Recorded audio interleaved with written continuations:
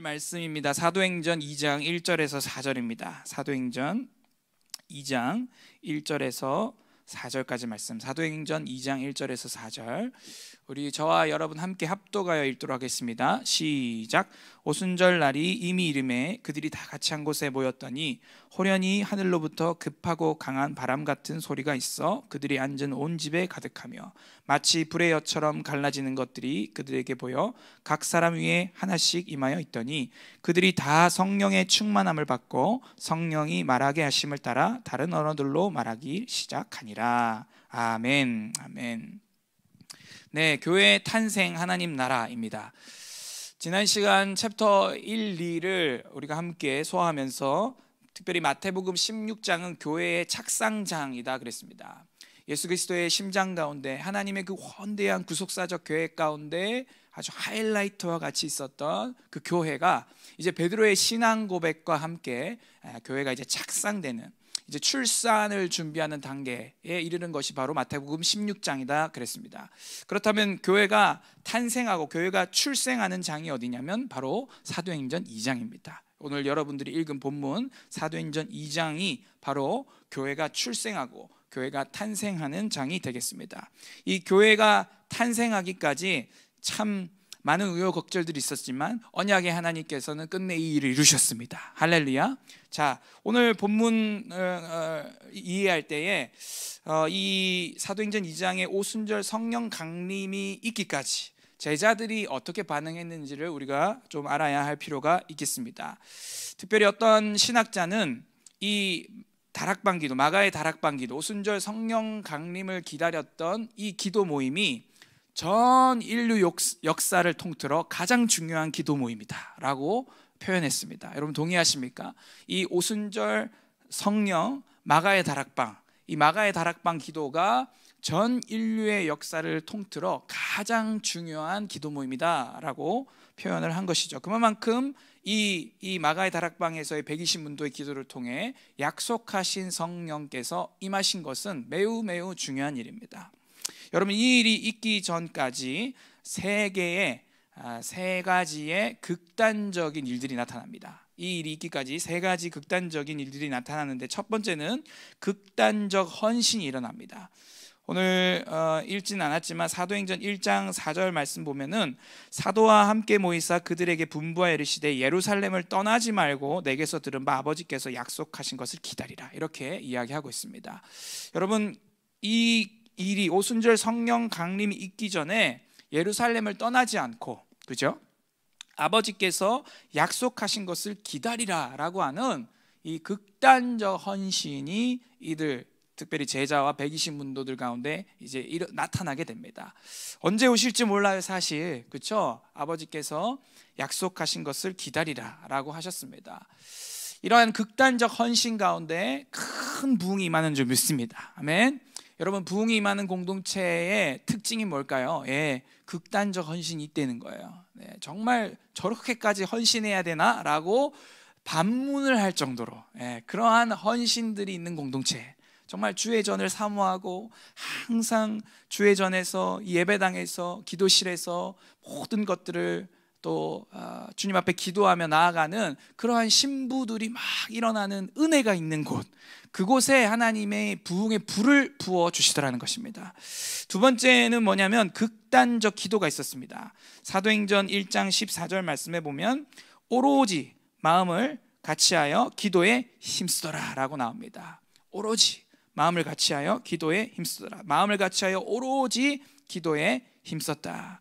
이 부흥이 임하기 전에, 이 오순절 성령 강림이 있기 전에 무슨 일이 있었다는 거예요? 극단적인 기도가 있었다는 것입니다. 오로지 기도에 힘쓰더라. 이들이 오로지 기도에 힘썼다 할 때 어떤 기도였을까? 사실 이 표현만 있어서 이들이 금식 기도를 했을지, 아니면 저희 K합 공동체와 같이 주야 기도를 막 하면서 했을지 우리는 정확한 표현이 성경에 없기 때문에 뭐다라고 말할 수는 없지만 분명한 것은 이 성경 말씀에서 우리는 느낄 수 있습니다. 이들이 기도에 몰입했다는 사실을. 할렐루야. 부흥이 오기 전에 하나님께서 은혜로 주시는 그 역사가 뭐냐면 갑자기 사역자를 위시한 모든 성도들의 마음이 하나가 돼서 기도할 수 있는 은혜가 부어진다는 거예요. 사랑하는 여러분, 오늘 TCC K합에 기도의 은혜가 끊이지 않기를 축원합니다. 또 여러분들의 교회, 지금 예배하고 참여하고 계시는 우리 사랑하는 예배자들, 또 그분들의 삶 가운데, 여러분들의 삶 가운데도 기도의 은혜가 멈추지 않게 되기를 축원합니다. 그 기도의 은혜 가운데 부흥이 잉태되고 출산하게 되더라는 것입니다. 세 번째는 무슨 일이 있느냐? 극단적인 연합이 일어납니다. 오순절 성령 강림이 있기 전에 12제자와 120문도 가운데 있었던 일들은 뭐냐? 바로 극단적 연합이 일어났다는 것입니다. 그래서 1장 14절 15절 말씀에 여자들과 예수의 어머니 마리아와 예수의 아우들과 더불어 마음을 같이하여, 이 마음을 같이하는 일들이 일어나고, 15절에 모인 무리의 수가 약 120명이나 되더라. 그때에 베드로가 형제들 가운데 일어서서 이르되 라고 하면서 그 사도들의 연합 가운데 지금 가룟 유다가 자살하고 이 땅에 지금 없기 때문에 제비 뽑아 마띠아를 얻는 12이라고 하는 통치의 숫자, 정부의 숫자, 이 12 숫자를 채움으로써 그들이 극단적 연합을 통해 새 부대가 됨으로써 새 수를 받을 준비를 하고 있는 것입니다. 사랑하는 여러분, 우리 가운데에도 이러한 큰 부흥이 계속해서 나타나기를 축원합니다. 이를 위해 이 성경에서 우리가 알 수 있는 것은 뭐냐? 극단적인 헌신, 극단적인 기도, 극단적인 연합이 전제되어 있었다라는 것입니다. 근데 이거 우리가 할 수 있는 거 아니죠. 오늘 사도행전 1, 2장을 가만히 살펴보면 이것이 전적인 하나님의 은혜임을 알 수 있습니다. 오늘 우리에게 이 은혜가 부어지기를 축원합니다. 되는 공동체는 되더라. 왜 그럴까요? 하나님의 손자국이 있기 때문에요. 하나님의 은혜와 긍휼이 특별하게 부어지기 때문입니다. 하나님의 그 특별한 은혜 간구합시다. 할렐루야. 하나님의 그 특별한 은혜, 아멘. 그 주님께서 특별히 만지시고 터치하시고 현저히 드러나시는 은혜가 오늘 이 시즌 가운데 저와 여러분들, 우리 TCC K합과 여러분들이 섬기신 교회에 나타나게 되시기를 축원합니다. 여러분, 교회는 하나님 나라를 위해 존재해야 합니다. 오늘 이 텍스트 챕터 3과에 크게 두 가지의 대지가 나옵니다. 첫 번째는 교회는 하나님 나라를 위해 존재한다이고, 또 다른 하나는 하나님 나라의 표현 세 가지입니다. 자, 이제 교회는 하나님 나라를 위해 존재한다, 이걸 살펴볼 텐데 이건 이제 크게 세 가지로 나와 있습니다. 첫 번째는 하나님 나라, 갇힌 자들을 자유케 하시는 하나님의 통치와 다스림이고, 두 번째 하나님 나라, 땅에 침노하시는 성령님의 역사이고, 세 번째 하나님 나라, 삶에 맺혀지는 성령의 열매입니다. 사랑하는 여러분, 교회는 하나님 나라를 위해 존재해야 합니다. 아멘. 근데 오늘 텍스트에 보면은 교회가 하나님의 나라입니까? 라고 질문할 때 박효정 목사님께서 이 저자의 그 글에 따르면 어떤 목회자가 이야기하기를, 정직하게 답한다면 하나님의 나라일 수도 있고 아닐 수도 있습니다 라고 대답한 것을 여기 텍스트에 나옵니다.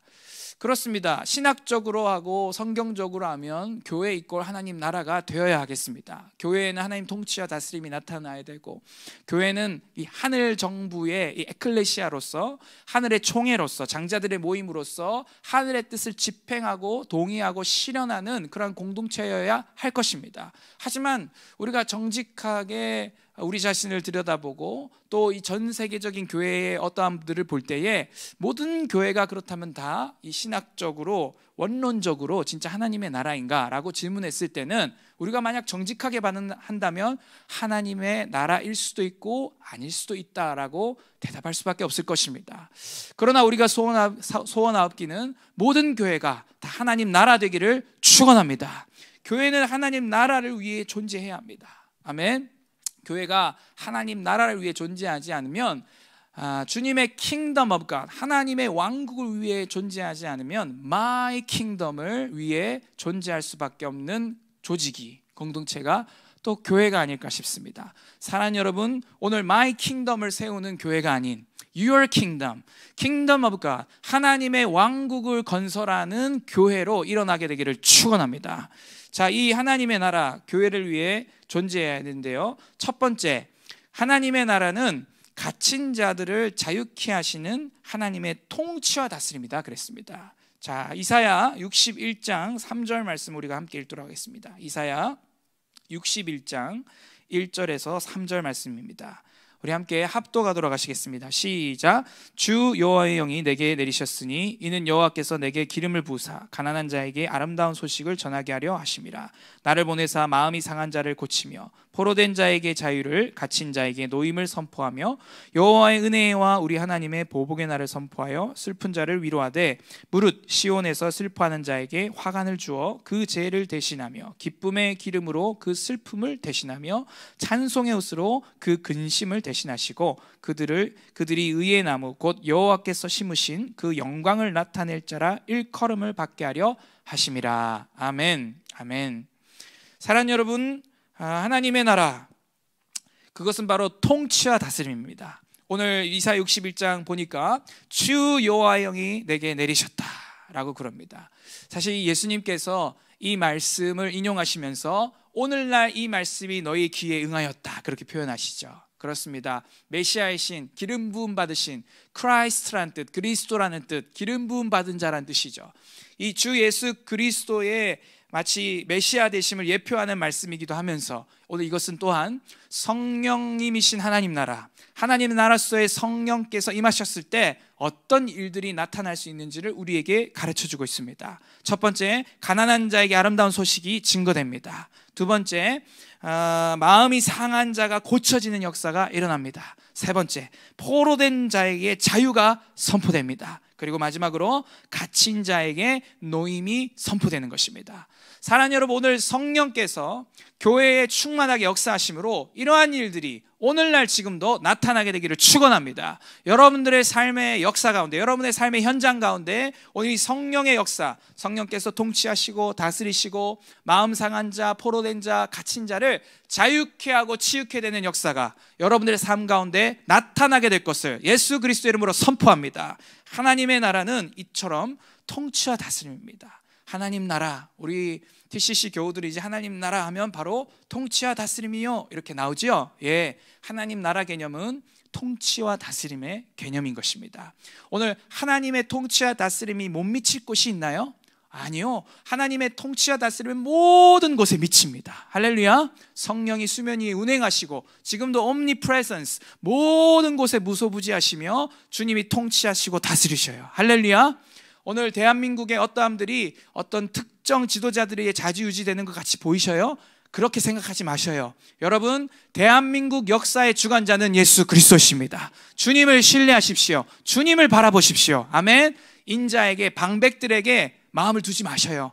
오직 주님께만 소망을 두셔요. 주님이 역사의 주관자이십니다. 오죽했으면 히스토리 할 때 His story, 그분의 역사라고까지 어떤 신학자가 이야기하지 않았겠어요? 여러분, 역사의 주관자는 예수 그리스도시고 우리 주 하나님 아버지십니다. 성령께서 역사를 써내려 가십니다. 오늘 이러한 일들이 여러분 삶 가운데도 나타나게 되기를 축원합니다. 성령의 통치와 다스림을 환영하는 오늘 이 아침이 되기를 축원합니다. 두 번째, 하나님의 나라는 땅에 침노하시는 성령님의 역사다 그랬습니다. 오늘 본문이죠. 사도행전 2장 1절에서 4절 말씀이 바로 이 대지를 설명해 주고 있습니다. 자, 하나님 나라, 땅에 침노하시는 성령님의 역사. 이 침노라는 게 영어로 invade랍니다. invade, 그냥 침공에 들어오는 걸 말합니다. 그러니까는 어떤 의미로 이렇게 초청하고 환영해서 젠틀하게 이렇게 오시는 게 아니고 그냥 왁 하고 오시는 걸 이제 침노라고 이야기합니다. 제가 18살 때 거듭났다고 이번 주 강의할 때 한번 간증을 드린 것 같습니다. 주님이 저를 덮치셨다고. 그래서 저는 침노라는 단어가 뭔지를 알고 있습니다. 저는 그때 불순한 의도로 여름 수련회를 간 것입니다. 무슨 의도냐? 지금 아내가 듣고 있을지 모르겠는데 워낙 많이 이야기해서 잘 알고 있습니다. 제가 그때 전라도 여수에서 전학 온 그 한 자매를 짝사랑하게 돼가지고 하던 중에 고등부 회장이 저의 마음을 알고 진여가 이번 수련회 때 개온대, 수련회 가자. 그래? 그러고 간 것이죠. 그러한 불순한 의도로 여름 수련회 갔다가 주머니에 손 탁 꽂고 덮고 막 덥다 찬양하고, 쟤네들은 왜 손을 들고 눈물을 질질 짜고 있는 것인가. 나는 지금 이 귀한 시간에 고이 수학의 정석을 지금 그 아저씨와 함께 수학 정석 저자 있잖아요. 그분과 함께 지금 공부를 해도 모자랄 판인데, 그러다가 마지막 날 밤에 중고등부 담당 전도사님이 복음을 쫙 설명하시는데 2000년 전에 예수님께 채찍질하고 침뱉은 거는 로마 군병이 아니라 바로 너희들이야 그러는데, 그 너희들이야 라는 말이 떨어지기가 무섭게 제 눈에서 눈물이 퍽퍽 쏟아지면서 제가 정신 차리고 봤더니 땅을 치면서 막 기도하고 울고 있더라고요. 주님, 제가 죄인입니다. 주님, 제가 예수님을 채찍질했고 내가 예수님에게 침뱉음했고 예수님에게 모욕하였습니다.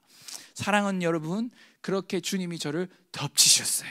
할렐루야. 예, 오늘 여러분들의, 우리 어머님들 지금 보고 계시다면 여러분의 자녀들의 삶에 성령님의 덮치심이 있을지어다. 할렐루야. 하나님의 방문, 하나님의 덮치심, 주님의 찾아오심, 오늘 그 역사 너무 필요하지 않으세요? 여러분, 기도하는 어미를 둔 자녀는 결코 망하지 않습니다. 자녀들이 혹은 남편들의 이 회심이 더뎌 보이십니까? 포기하지 마세요. 여러분, 포기하지 마세요. 끝까지 기도하셔요. 아멘. 그러면 반드시 하나님이 침노해서 들어오실 것입니다. 오늘 이 아침에 여러분 자녀들을 위해, 남편들을 위해 기도하는 그 기도가 시들시들해져 가고 있다면 다시 한 번 더 침노에 오시는 성령님의 역사를 의지하셔서 또 다시 한 번 더 기도하시는 여러분 되기를 축원합니다.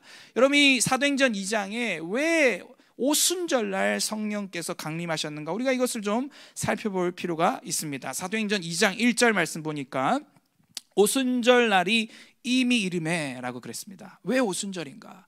왜 교회의 출생과 교회의 탄생이 이 오순절이라고 하는 하나님의 절기에 세팅되어져 있는가? 여러분, 구약은, 또 이스라엘은 총 7개의 절기가 있습니다. 봄절기와 가을절기, 크게 두 개로 나누는데, 봄절기는 무교절, 유월절, 초실절, 그리고 오순절. 오순절 이꼴 77절이라 그럽니다.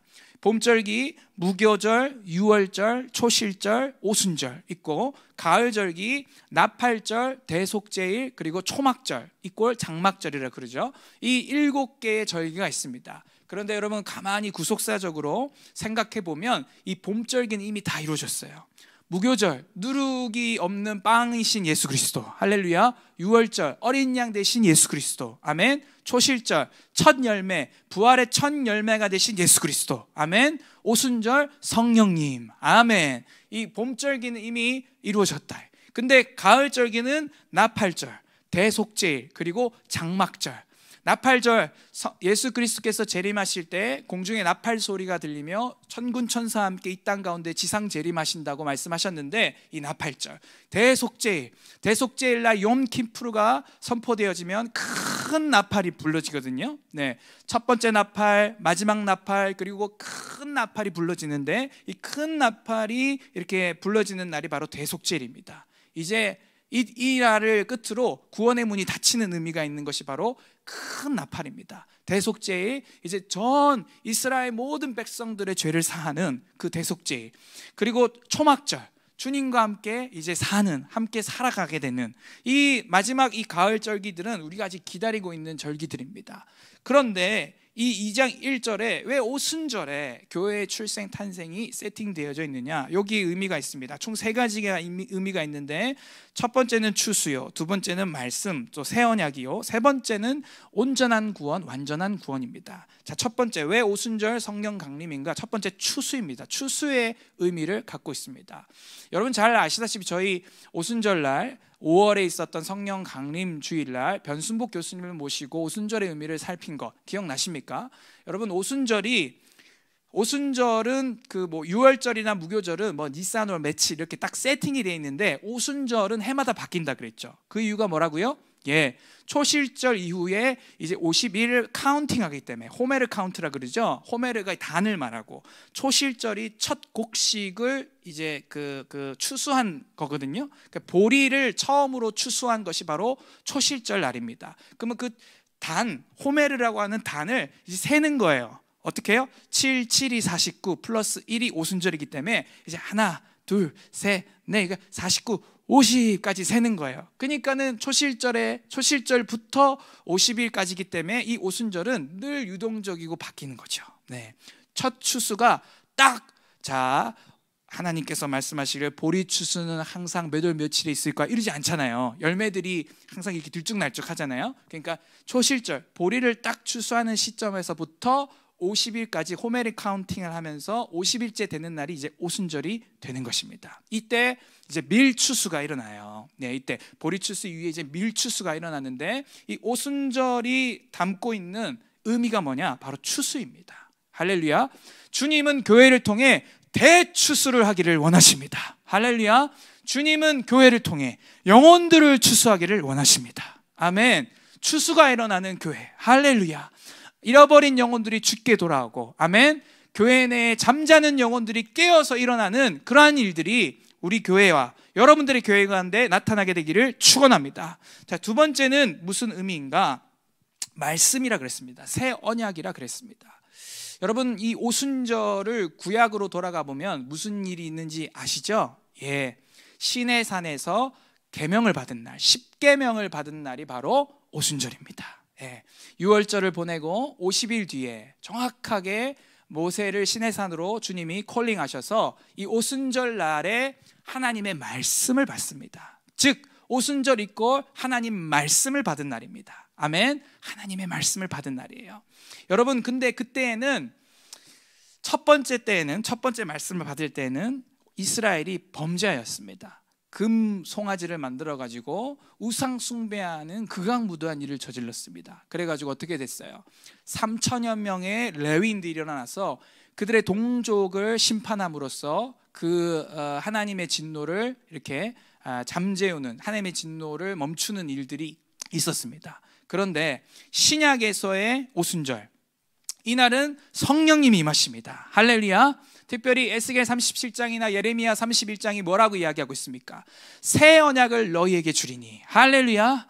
그 말씀과 계명을 이제 돌판에 새기는 것이 아니라 우리의 마음판에 새기게 되는 거예요. 아멘. 여러분, 구약의 오순절은 돌판에다가 주님의 언약, 시내산 언약이라고도 하고, 말씀이 그 돌판에 쓰여졌다면, 그렇게 율법이 왔다면, 이제 신약의 오순절은 주의 말씀이 우리의 마음판에 새겨지는 것입니다. 아멘. 그래서 에스겔서 36장 말씀, 37장 말씀과 같이 우리의 마음에 굳은 마음이 제거되고 부드러운 마음을 주며, 아멘, 주님의 말씀, 계명과 율법을 능히 지키게 하는 것, 그게 바로 성령님이십니다. 할렐루야. 여러분, 구약을 통해 우리 알 수 있죠. 그리고 실제 현재 신약을 살아가지만 우리의 삶을 보아도 알 수 있습니다. 여러분, 말씀 우리 스스로 지킬 수 있습니까?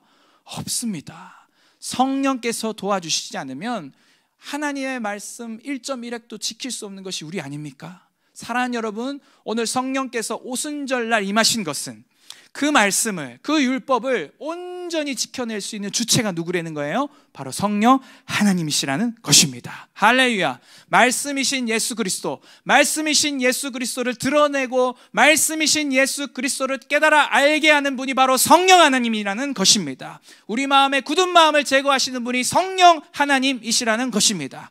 우리 마음에 부드러운 마음을 주셔서 새 영과 새 마음을 부어주셔서 주의 말씀대로 살아갈 수 있는, 걸어다니는 성경, 워킹 바이블이 될 수 있도록 하시는 분이 바로 성령님이라는 것입니다. 사랑하는 여러분, 왜 오순절인가? 바로 새 언약이신, 새 언약을 주시고자 하시는 그 주님의 약속이 성취되게 하기 위함입니다. 우연이 아니라는 거예요. 구약의 오순절, 하나님 말씀 받은 날, 십계명 받은 날. 신약의 오순절, 말씀이신, 말씀의 진리의 영이신 성령이 임하신 날. 할렐루야. 그 의미가 있는 것입니다. 더군다나 구약에서는 레위인들 3,000명이 일어나 형제들을 죽여야 했지만, 신약에서는 믿는 신도 3,000이 더해진 것입니다. 구약에서는 레위 지파가 일어나 그들의 범죄한 이스라엘 백성들을 심판할 수밖에 없는 일이 있었지만, 신약에서는 오늘 주의 백성들, 오늘 레위인과 다를 바 없는 이 주의 12제자와 120 문도들이 이제 그들이 각자 방언을 말하며,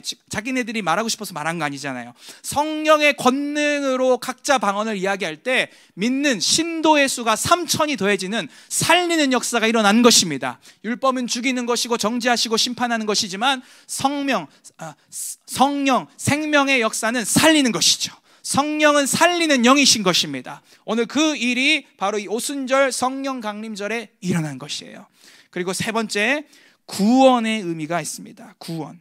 이 오순 할 때, 오가 5, 순이 10인데 5 곱하기 10에서 50인데 이 50이라는 숫자는 완전한 구원을 의미합니다. 또 이 50이라는 숫자는 희년을 상징합니다. 희년은 히브리 요벨이라 그러는데 이것은 완전한 구원을 말해요. 여러분, 희년도 7년 7년 7년 카운팅하고, 그죠? 7, 7이 49에 이듬해에 50년째 되는 해가 바로 희년입니다. 그런데 구약 성경을 가만히 읽어보면 단 한 번도 이스라엘 역사상 희년이 제대로 집행된 적이 없습니다. 그러면 희년은 언제 이루어졌느냐? 제가 믿기로 바로 이 본문에서 희년이 선포되어졌다 믿습니다. 아멘. 그리고 이 본문일 뿐만 아니라 예수 그리스도께서 이사야 61장 1절을 인용하시면서 오늘날 이 말씀이 너희의 귀에 응하였다. 할렐루야. 예수 그리스도의 십자가 공생의 사역과 함께 희년이 꿈틀꿈틀대다가 사도행전 2장의 오순절 성령 강림과 함께 오늘 희년에 무슨 일이 있어요? 빛탕감들이 막 일어나잖아요. 그죠? 노예들이 자유인이 되잖아요. 할렐루야. 성령이 임하시면서 우리 안에 있는 모든 죄의 빛들이 예수 그리스도의 보혈로 말미암아 십자가 공로로 말미암아 탕감받아지고, 할렐루야, 포로된 자, 갇힌 자들이 자유함을 입고 노임을 받는 일이 바로 이 오순절 성령 강림에 있게 된 것입니다. 사랑하는 여러분, 왜 오순절인가? 첫 번째, 추수 때문에. 두 번째, 말씀 받은 날, 새 언약이 임하는 날. 세 번째, 구원이라 그랬습니다. 하나님께서는 교회를 통해 추수를 일으키기를 원하시고, 하나님께서는 이 교회를 통해 새 언약을 반포하시며, 이제는 율법을 인간의 힘으로 지키는 구약이 아니라 성령으로 말미암아 예수 그리스도의 십자가의 공로로 말미암아 이제 예수님의 의 나의 의, 예수님의 권능 나의 권능이라고 선포하는 주의 백성들로 말미암아 이제 언약이 실제로 성취되어지고 지켜지는 일을 교회를 통해 보기를 원하는 것입니다. 세 번째, 구원의 의미라 그랬습니다. 주님은 교회를 통해서, 하나님은 교회를 통해서 구원의 역사, 구속사를 계속해서 써내려가고 있다는 것을 기억하십시오. 하나님은 교회를 통해 지금도 구속사를 써내려가고 계십니다. 이렇듯 하나님의 나라는 땅에 침노하는, 땅에 침략해 들어오는 저항할 수 없는 주님의 역사입니다. 아멘. 그래서 칼빈의 튤립 교리 중에 하나, I 부분이, 튤립이 이제 하나님의 교리를 나타내는데 I가 irresistible grace라 그래서 저항할 수 없는 은혜라 그러잖아요. 그렇죠? 이 은혜는 안 받아요 할 수가 없어요. 예, 사랑하는 여러분, 거듭나셨습니까? 믿을 때에 거듭나셨습니까? 믿을 때에 성령 받으셨습니까? 받으신 분, 태어나신 분들은 아시죠? 저항할 수 없었다는 거. 할렐루야. 저항할 수 없어요. 우리 하나님 저돌적이셔요. 아멘. 우리 예수님 passionate bridegroom, 열정적인 신랑이십니다. 할렐루야. 우리 주님이요, 한번 찐뽕하면요 끝까지 추적, 끝까지 추적. 아멘. 끝까지 추적해서 저돌적으로 덮치셔서 새 사람, 새 옷을 입히시고 새 반지를 끼우시고 새 신을 입히시고, 할렐루야, 우리를 새 정체성으로 일으키고야 마시는 분이 바로 우리 하나님이십니다. 그 아버지의 사랑이, 그 불과 같이 타오르는 예수 그리스도의 사랑이 오늘 이 아침에 여러분 가운데 부어지게 되기를 축원합니다. 세 번째는 바로 하나님의 나라, 삶에 맺혀지는 성령의 열매라 그랬습니다. 갈라디아서 말씀 우리 함께 읽습니다. 갈라디아서 5장 22절에서 23절 말씀, 여러분 잘 아는 말씀입니다. 함께 합독하도록 하시겠습니다. 시작. 오직 성령의 열매는 사랑과 희락과 화평과 오래 참음과 자비와 양선과 충성과 온유와 절제니 이 같은 것을 금지할 법이 없느니라. 아멘. 아멘. 이거 쉽게 하면 사이와 오자양 충원절, 그죠? 박효정 목사님께서 늘 말씀하신 사이와 오자양 충원절, 사이와 오자양 충원절, 이렇게, 네, 사랑, 희락, 화평, 오래 참음, 자비, 양선, 온유, 충성, 절제, 네, 이 말씀. 여러분, 성령의 열매가 여러분 가운데 있으십니까?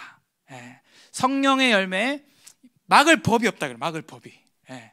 그러니까는 태어난 사람, 새 생명을 가진 사람의 삶에는, 생명이 있는 자에게는 이 열매를 금지할 법이 없는 거예요. 아멘. 여러분, 우리는 여전히 이 혼합주의적인 그 세계관 가운데 유교적 기독교, 불교적 기독교, 샤머니즘적 기독교, 이 혼합적인 세계관 가운데 뭔가 우리의 공로와 지성이면 감천이죠. 그래도 제가 해야 될 영역이 있는 것 아니겠어요? 그래도 어떻게 이게 금지할 법이 없다 그랬는데 결국에는 내가 씨름해야 되는 거 아니에요? 결국에는 내가 기도해야 되는 거예요. 결국엔 내가 금식해야 되고, 결국엔 내가 말씀을 봐야 되고, 결국엔 내가. 여러분, 그 내가를 이젠 바꾸셔야 합니다. 할렐루야. 전적인 하나님의 은혜로 사는 것이 무엇인지를 여러분들이 깨달아 아시게 되기를 축원합니다. 여러분, 사도 바울이 갈라디 2장 20절에서 내가 아니요, 나는 죽었다고 이야기합니다. 내가 그리스도와 함께 십자가에 못 박혔나니 할렐루야. 그런즉 이젠 내가 산 것이 아니요 내 안에 그리스도께서 사신 것이라. 여러분, 내가 할 수 없는, 나는 이미 죽었습니다.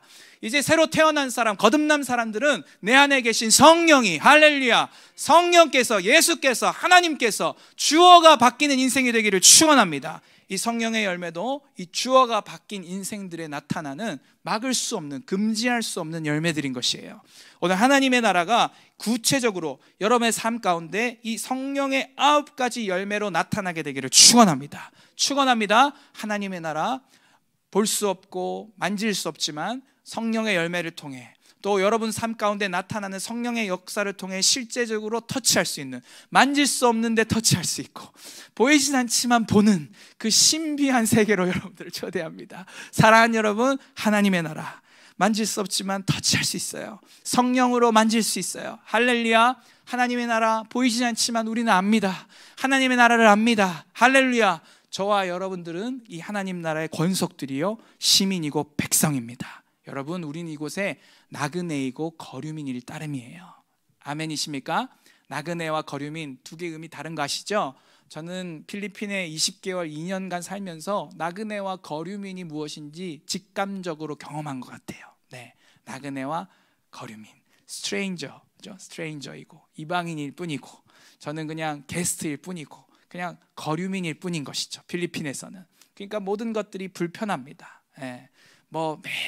매달 선교사 비자가 안 나왔을 때는 매달 관광 비자를 연장해야 됐고, 또 여러 가지 이렇게 조사를 서티피케이트를 하거나 할 때는 늘 이 외국인 등록증을 첨부해야 했고, 또 그래도 K-팝 덕분에, 한류 덕분에 한국인, 또 필리핀어 분들이 한국 분들 좋아하세요. 네, 그래서 좀 다른 중동이나 이런 나라들보다는 좀 덜 했지만, 그래도 거류민과 나그네로서 살아갈 때 그 땅이 내 땅이 아닌 것 같은 거죠. 네. 필리핀 땅이 분명히 왔지만 나는 여기 조금만 있다가 대학원만 졸업하면 난 가야지, 그런 심정이었거든요. 네, 그러면서 내가 한국에 돌아갔을 때 이 심정으로 내가 살아갈 수 있을까? 한국이 나의 고향이고 한국이 나의 조국이지만 내가 여기서 그냥 눌러가지고, 우리 목사님 표현대로 빠대고 빠대고 앉아가지고 여기서 뭘 해볼 거라고 앉아 있을 건지, 아니면 여기 있는 것들이 막 다 불편해야 되는 거야. 필리핀처럼 막 하나 다 불편해. 이렇게 모든 사역 가운데 일어나는 어떤 일들, 사람들로부터 오는 그 사역이 나쁘단 말이에요. 제가 연약하여 말이 짧은데, 사역 가운데 사람들로부터 오는 인정과 칭찬, 이런 거 막 불편해야 되고, 그죠? 사역 가운데 자연스럽게 존귀해지면서 오는 어떠한 부대적인 어떠함들이 막 불편해지고, 그 모든 세상적인 것들 막 편해지려고 하고, 뭐들이 막 불편해져서, 내가 지금 여기 있을 때가 아니라 나 빨리 돌아가야 되는데, 필리핀에서 마치 나 빨리 한국 돌아가야 되는데, 그런 것처럼 이곳에 있으면서도 나 빨리 저 본향으로 가야 하는데, 나 지금 여기 나그네이고 거류민일 뿐인데 나 지금 본향으로 가야 되는데, 그 마음 갖고 살아갈 수 있을까? 그 묵상 필리핀에서 참 많이 했었던 것 같습니다. 사랑하는 여러분, 대한민국 너무 좋은 나라죠. 너무 좋은 나라예요. 필리핀에 막 몇천 명, 물론 미국은 10,000명 단위로 생기긴 합디다만 필리핀도 시리어스했어요. 시리어스했습니다. 그래서 한국 갑니까? 바로 저의 정신 건강까지 보건소에서 챙겨주시더라고요. 네, 입국했더니 다음날 바로 전화 와서 혹시 우울증이 있거나 코로나 블루의 어떤 상황이 발생하시면 주저마시고 땡땡땡 보건소에 전화 주세요. 저의 정신 건강까지 생각해주는, 이 나라, 너무너무 좋은 나라, 우리나라. 하지만 이곳에서 주는 바벨론적인 어떤 그 포도주에 취해서, 바벨론이 주는 포도주에 취해서 주님의 나라가 흐릿해진다면 안 된다. 깨어있을지어다. 할렐루야. 우리는 이곳이 나그네 거류민일 뿐이고 우리가 가야 될 본향 하나님 나라. 할렐루야. 오늘 이 땅에서 성령의 열매 맺혀 하나님께 영광만 돌리는, 오늘 이 땅에서 오직 하나님 나라만을 위해 살아가는 저와 여러분, 그리고 교회 되게 되기를 축원합니다.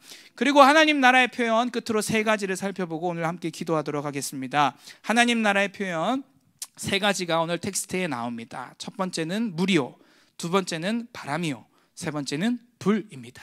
물, 바람, 불. 물, 바람, 불.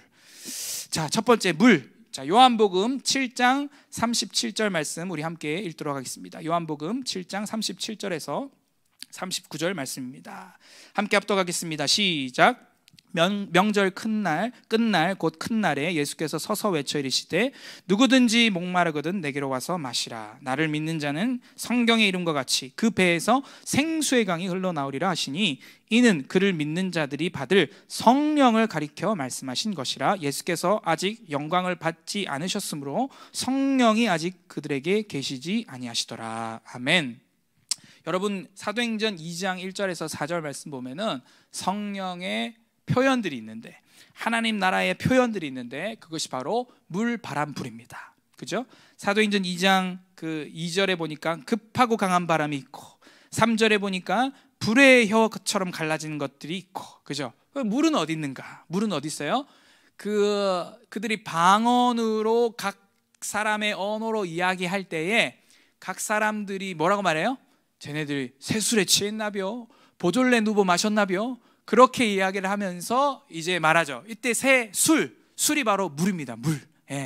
물, 포도주, 뉴 와인을 의미하는 것입니다. 그리고 오늘 방금 읽은 요한복음 7장 37절 그래서 39절은 생수. 그러니까 이 물은 생명을 뜻하고 회복을 뜻하고 그리고 치유를 뜻하는 것입니다. 여러분, 오늘 성령께서 여러분 가운데 생명으로, 생수로 여러분 뱃속 깊숙한 곳에부터 나타나시게 되기를 축원합니다. 그리고 오늘 이 아침에 성령께서 여러분들의 눌려있는 어떠함들이 있다면 회복해야 하는 역사가 오늘 이 아침에 일어나게 되기를 축원합니다. 또한 우리 성령 하나님께서 여러분의 그 상한 마음을 치유하는 일들이 오늘 이 아침에 기도하다가 호련히 나타나게 되기를 축원합니다. 성령께서 새술로 뉴 와인으로 여러분들에게 부어지게 되기를 원합니다. 할렐루야. 뉴 와인을 받기 위해 반드시 필요한 거 뉴 와인 스킨, 새 부대가 되셔야 합니다. 아멘. 여러분 새 부대가 되시길 축원합니다. 신학과 신앙이 일치돼서 여러분의 영혼육에 여러분의 그 바디가 여러분의 세팅 값이 새 부대로 뉴와인 스킨으로 바뀌는 일이 있게 되기를 축원합니다. 여러분 성령님 이렇듯 물입니다. 물. 이것은 바로 창조적 세대를 의미한다 그랬습니다. 물. 성령을 받은 자들, 성령이 물과 같이 역사하는 성령을 받은 세대들은 어떤 세대들이냐? 창조적 세대. 할렐루야. 치유하고 오늘 없던 것들 무에서 유를 만들어내고 할렐루야 회복시키고 아멘. 그러한 일들이 성령의 사람의 역사 가운데 나타난다는 거예요. 아멘. 성령을 받은 여러분들이요, 여러분들이 계신 일터와 가정과 캠퍼스 가운데 여러분이 있는 그곳에 창조의 역사, 회복의 역사가 나타나게 되기를 축원합니다.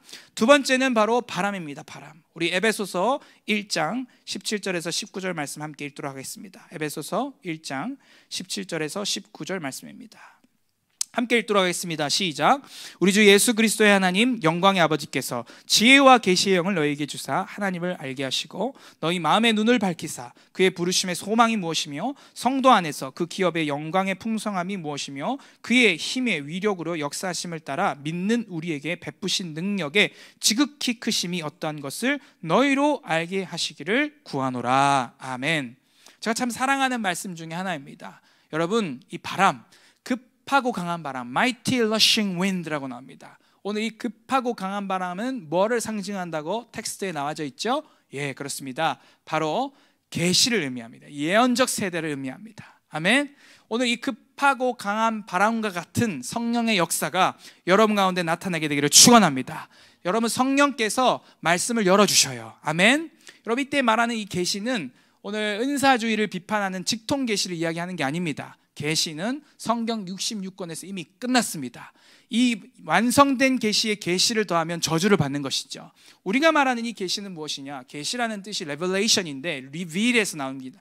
드러내는 것을 의미합니다. 성령께서는 오늘 우리 가운데 임하시면 어떤 일들을 하시냐면 그분은 진리의 영이셔서 예수께서 하신 말씀을 우리에게 도로 가르치시고 예수께서 하신 말씀을 우리 가운데 드러내시는 계시해 주시는 분이 바로 성령님이십니다. 아멘. 성령님은 자의로 말씀하지 않으세요. 예수께서 하신 말씀 진리로만 말씀하시고 그 진리를 우리에게 가르쳐 주시는 참 좋으신 선생님이요 보혜사이십니다.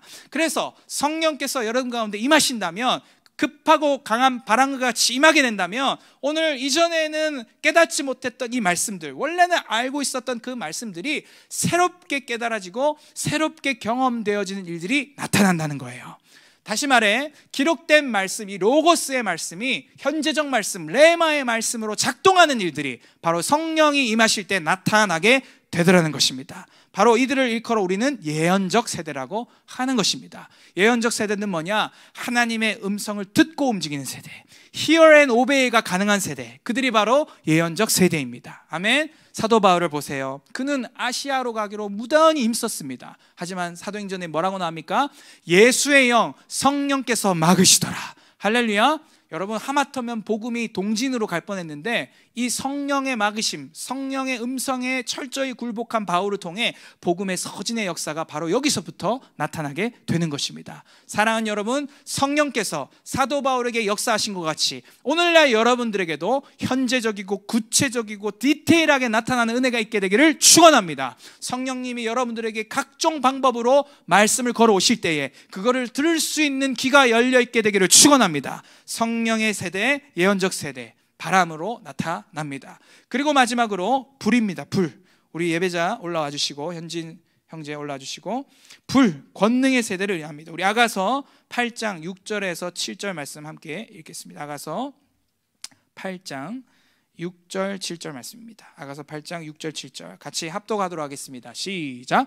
너는 나를 도장같이 마음에 품고 도장같이 팔에 두라. 사랑은 죽음같이 강하고 질투는 수월같이 잔인하며 불길같이 일어나니 그 기세가 여호와의 불과 같으니라. 많은 물도 이 사랑을 끄지 못하겠고 홍수라도 삼키지 못하나니 사람이 그의 온 가산을 다 주고 사랑과 바꾸려 할지라도 오히려 멸시를 받으리라. 아멘. 사랑하는 여러분, 이 텍스트에서 이 불, 사랑의 불로 표현되어지고 있습니다. 특별히 이 아가서는, 이 고백은 바로 술람미 여인이 고백한 고백인데, 너는 나를 도장같이 마음에 품고, 그러니까는 신랑이여, 님이여, 당신은 나를 도장에 새기듯이 나를 새겨주세요. 신랑이여, 나를 향한 당신의 사랑, 죽음같이 강하고 수월같이 잔인하고 불길같이 일어나니 여호와의 불과 같아요. 사랑하는 여러분, 오늘 그 주님의 사랑이, 또 주님의 사랑으로 말미암아 우리 가운데 일어나는 신랑을 향한 그 사랑의 불은 바로 이와 같습니다. 여러분, 성령의 충만함을 받은, 성령의 내주함을 갖고 있는 하나님의 백성들은 바로 이 불, 사랑의 불로 타오르는 자들인 것입니다. 할렐루야. 이 사랑의 불이 특별히 이 시즌에 여러분 가운데 있는 두려움들을 태우게 되기를 축원합니다. 여러분, 하나님이 주시는 마음은 두려워하는 마음이 아닙니다.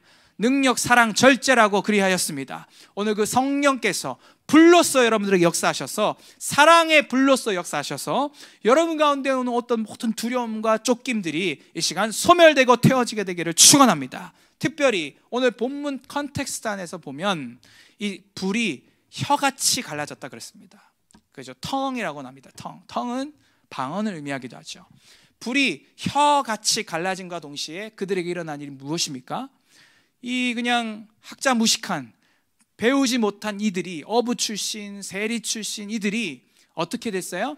각자의 갑바도기아 언어, 헬라어, 각자의 언어로 예수 그리스도의 복음을 증거하는 이들이 나타나기 시작합니다. 여러분, 이 불, 권능의 세대라고 말할 때 이 권능이 뭐냐? 반드시 복음 증거, 증인의 삶과 연결이 있다는 것 기억하십시오. 아멘. 여러분, 사도행전 1장 8절 우리가 너무나도 잘 아는 말씀입니다. 오직 성령이 너에게 임하시면 너희가 권능을 받고 예루살렘, 온 유대, 사마리아 땅끝까지 이르러 내 증인이 되리라. 할렐루야. 권능과 증인 기억하셔야 됩니다. 여러분, 우리 공동체에 또 이곳까지 오기 전에 제가 신사도 운동에 대해서 강의할 때 저도 그곳에 부교역자로 있으면서 권능을 구하고 또 초자연적인 것을 구했지만 그것이 증인의 삶과 연결되지 않았을 때 그들의 삶 가운데 어떤 폐해와 병폐가 나타날 수 있는지를 우리는 뼈저리게 7년 동안 보았습니다. 여러분, 우리가 성령의 권능을 구하고 성령의 불을 구할 때 왜 구하셔요? 여러분, 성령의 불 받아라. 아 뜨거워. 여러분, 이런 현상주의, 어떤 나타나는 거, 극단적인 그런 거, 여러분 그거 하려고 우리 권능을 구합니까? 여러분, 적어도 저와 여러분들 지금 함께 예배하는 분들은 그렇지 않을 거라고 믿습니다. 우리가 권능을 구하는 이유 뭐겠어요? 증인되기 위함입니다. 할렐루야. 여러분 맨정신에 전도하기 쉽지 않죠. 그렇지 않습니까? 네, 저 최근에 이사신방 우리 한 셀장님이 이사신방 갔는데 그분은 그 기장님이셔. 기장님 원래는 부기장이셨는데 기장님 되셔가지고 이제 그 궤도에 오르면 이제 자동 운항도 되고 다 이제 갇혀 있잖아요. 뭐 뉴욕 같은 데 가면 13시간 그냥 꼼짝 말고 갇혀 있으니까 이제 기다리는 거죠. 부기장에게 복음을 전할 시간을. 할렐루야. 그러면 성령의 충만함을 입으면서 복음을 증거하면은 그분의 간증은 오히려 복음 듣는 사람들은 엥 하는 것 같은데 자기 마음에 불이 일어난다고. 할렐루야. 너무 기쁘다고. 그리고 심지어 어떤 부기장은 진지하게 제가 예수 믿는 것을 생각해 보겠다고, 또 어떤 부기장은 진지하게 예수 그리스도 영접하는 일도 있다고. 할렐루야. 사랑하는 여러분, 우리에게 오늘날도 성령의 불이 필요합니다. 권능이 필요합니다. 이유는 무엇이겠어요? 증인의 삶을 살아가기 위해. 할렐루야. 불의 혀와 같이 갈라지는 것이 있었다라고 했어요. 여러분, 불의 혀, 그 언어의 은사를 통해, 아멘, 하나님께서는 성령을 통하여서 그 치리자들 앞에 섰을 때에 할 말을 전해주겠다고 예수님이 말씀하셨습니다. 여러분 기억나십니까? 성령의 충만함을 받을 때 우리는 복음을 담대히 증거할 수 있는 것입니다. 오늘 이 복음이 권능입니다. 아멘. 십자가가 우리에게 능력입니다. 성령 충만 받으시고 택시, 우리 이근영 선교사님처럼 택시 탈 때마다 전도하시고. 할렐루야. 여러분이 그 길거리에서 마주치는 그러한 불특정 다수에게도 복음을 증거할 수 있지만 코로나 때문에 지금 그렇게 못하죠. 이제 관계 전도의 시즌이 여러분 왔어요. 할렐루야. 여러분 직장 동료들, 상사들, 또 가족들, 여러분과 함께 만나는 그 관계들 가운데 이제 전도하셔야 합니다. 오늘 이 시즌에 성령의 권능을 받으시고 증인되는 여러분 되기를 축원합니다. 불 받으시고 증인되는 여러분 되기를 축원합니다. 기도하겠습니다. 말씀을 맺습니다. 오늘 교회는 하나님 나라를 위해 존재한다. 그리고 하나님 나라의 표현 3가지, 크게 큰 2대지를 오늘 텍스트북에 나와 있는 것을 다루었습니다. 하나님 나라, 갇힌 자들을 자유케 하시는 하나님의 통치와 다스림이라 그랬고, 하나님 나라, 땅에 침노하시는 성령님의 역사라 그랬습니다.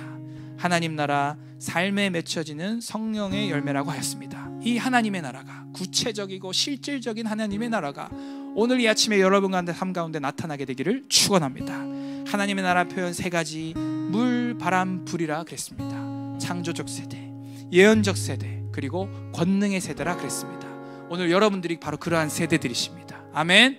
이 성령의 충만함을 받으시고 여러분 삶 가운데 치유와 회복이 나타나게 되기를 축원하고, 여러분들 실제적으로 주님과 동행하는 일들이 나타나게 되기를 축원하고, 특별히 말씀을 열 때마다 성령, 진리의 영이신 성령이 그것을 깨달아 알게 되는 은혜가 있게 되기를 축원합니다. 그리고 권능을 받으셔서 증인의 삶을 살아가는, 특별히 사랑의 불을 받으셔서 사랑의 불을 증거하고 다니는 여러분 되시게 되기를 축원합니다.